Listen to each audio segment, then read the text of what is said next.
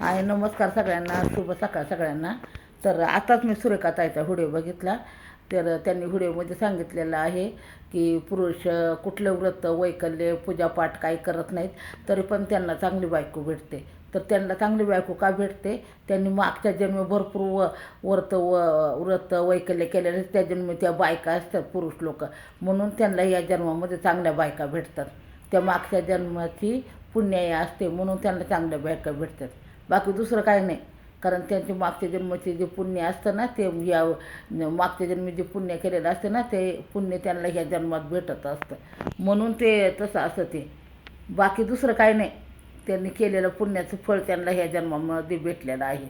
हां, एवढं लक्षात ठेवा बरं का सुरेखा. आणि मला काय म्हणायचं आहे ते तुमचं तुम्ही समजून घ्या. आणि काय चुकलं असलं तर ते पण सांगा तुम्ही. आणि व्हिडिओ कसा वाटला ते पण सांगा. आणि माझं बरोबर आहे का चुकीचं आहे ते पण सांगा. चला, बाय बाय सगळ्यांना. हे बघा कसलं तोंड झालेलं आहे माझं.